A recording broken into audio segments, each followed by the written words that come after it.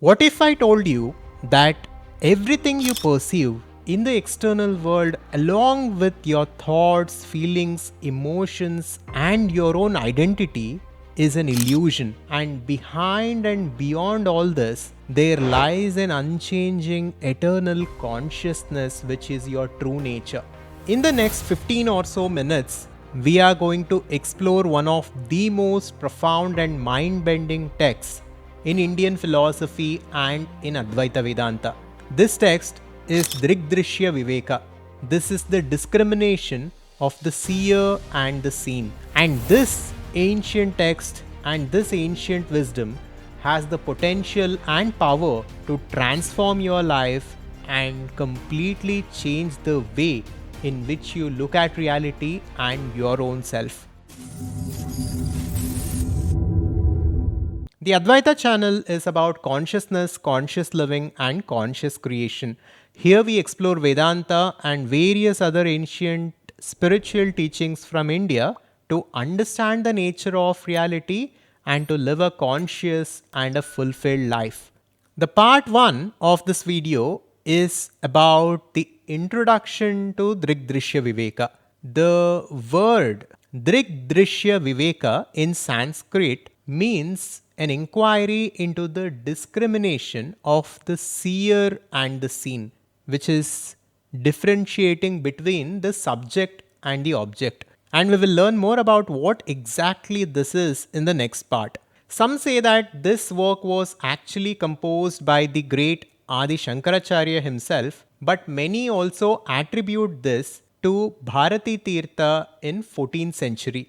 Now let us understand the basic framework on which this work is composed. And understanding this is the roadmap to understanding the nature of reality itself. Now, the basic premise of this text is based on two things. One is the seer or the subject. Second is the seen or the object. Now, the seen is the drishya, and this is everything that we perceive. This is the entire external world, all the external happening activities, and our own internal thoughts, feelings, emotions, belief systems, along with the ego or the sense of I. All of this comes under the seen, and the seer here is the pure witness, the infinite consciousness, and we will get here by the end of this video. For now, you simply understand that a subject and an object are inherently different from one another, and you can only be the subject and you can never be the object. This is what we must understand first. With this, let us come to the second part of this video, where we will go into the core message of this text, and I will first read from the verse 1 of Drig Drishya Viveka directly. The form is perceived and the I is its perceiver. It, the I, is perceived and the mind is its perceiver. The mind with its modifications is perceived, and the witness or the self is verily the perceiver. But the witness or the self is not perceived by any other. Now, what this text is saying is very direct, is actually very simple, and it is talking about the essence of Advaita Vedanta and consciousness. By simply understanding this single verse, we will get the essence of the entire Advaita Vedanta along with all the Upanishads. Now, let us carefully examine what this text and what this verse is actually telling. The verse is telling us that a form is perceived and the eyes are its perceiver, and the eyes are perceived and the mind is its perceiver.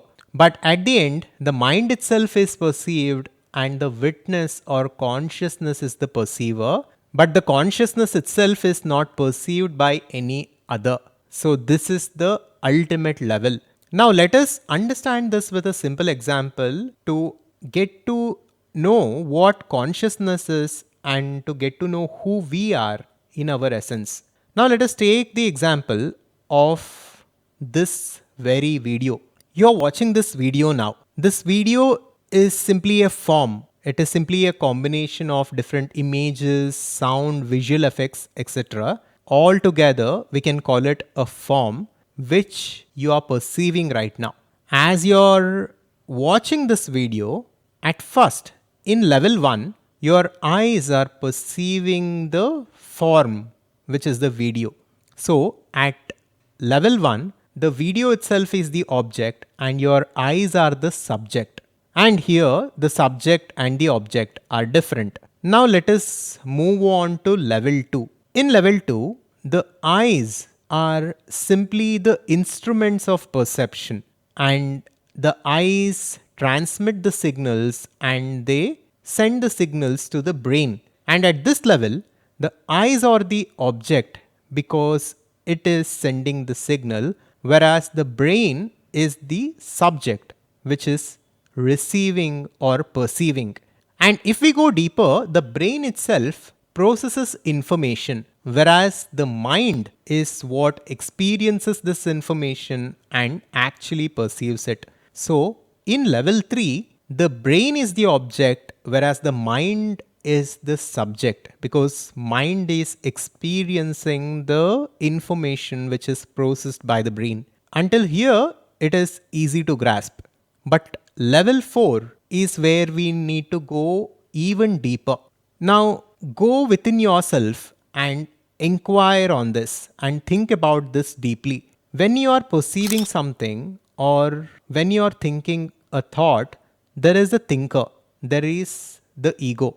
But if you close your eyes and if you observe yourself and if you look at your own experiences, there is someone or something behind the ego, which is always there, which is witnessing or seeing the ego itself or the thinker itself. Now, at level 4, what we need to understand is that the mind itself is being witnessed by the consciousness, which is the ultimate subject. So, this consciousness that you are is the ultimate subject, whereas the mind is the object. You can never be the mind, and the ego or the individual identity is an aspect of the mind. Since this ego itself can be witnessed, can be objectified, I cannot be the ego.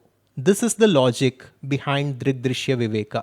So, at level 1, the video is being perceived or being seen by the eye, but the eye transfers the signals to the brain and the brain processes this information, and this information is experienced by the mind, but the entire process is witnessed in your consciousness.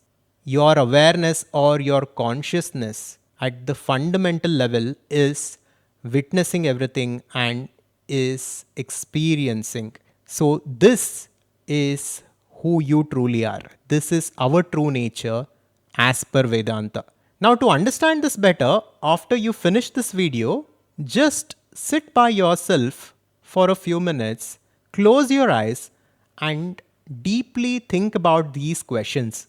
A thinker is thinking a thought, but there is someone or something behind the thinker, beyond the thinker. Who is this? What is this? Think about this. And also think about that aspect of you which remains unchanged. If you look at your own experience, when you were very young, your body was different, your mind was different, the types of thoughts you were thinking was different. And now your body is completely different from when you were a child. And your mind is also very different. You have learned new skills, you have new patterns of behavior, etc. But there is something in us, there is something in you that remains unchanged. If we think about this even a little bit, we will grasp this. There is some aspect to us which is the same throughout our life, which never changes. That is why even after we get older, we have the sense within us that I'm not actually very old. I still remember being a child.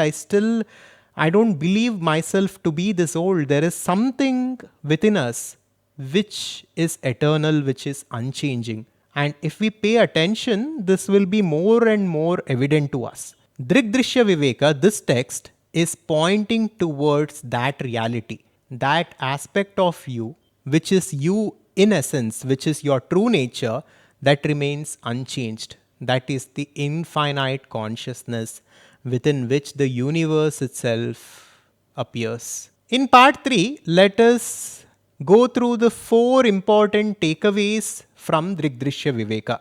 Takeaway 1 is that you are in essence the infinite consciousness. You were never born and you will never die.